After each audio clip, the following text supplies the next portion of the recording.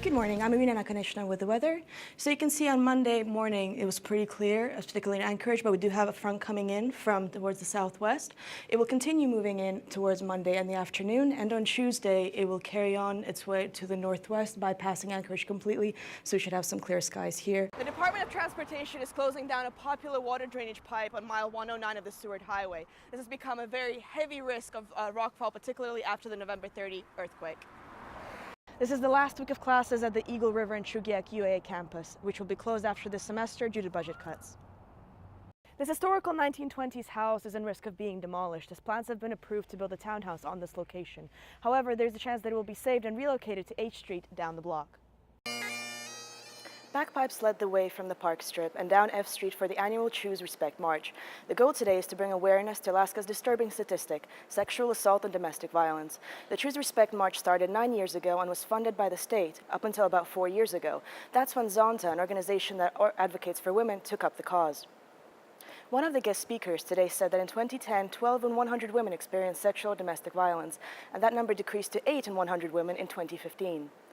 The Department of Transportation is planning to expand the Glen Highway, creating 2 additional lanes. The project is planned to be completed by the end of 2020. Textbook affordability is a growing concern, which is impacting student success.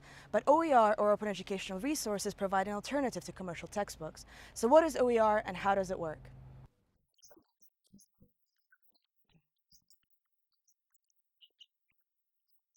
At the beginning of the semester, I searched all the textbooks that were required, and the amount was like $500.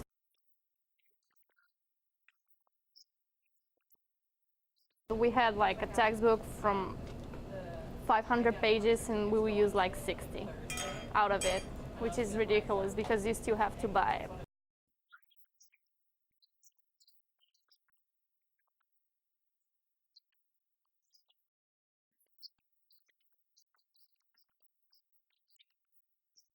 Because we're already paying a lot of money for the class anyway. So if you keep spending that much money, you're worried about the money and you're not spending enough time to read the things.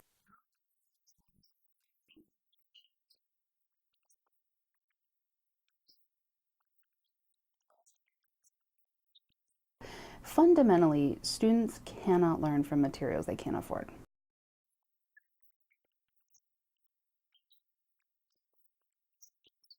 When we talk about OER, or Open Educational Resources, it refers to these educational materials that have certain rights associated with.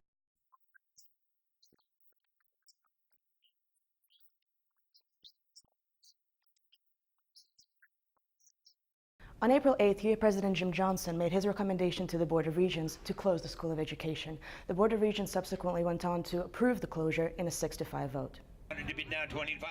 The Alaska Trappers are putting the fur in Fur Ronde. The annual fur auction is known for attracting a host of local and international buyers, as well as spectators, and has been a staple of the event since the first ever Fur Ronde in 1935. Losing streaks, slow attendance, and cost reductions, a hat trick of challenges for the UAA hockey team.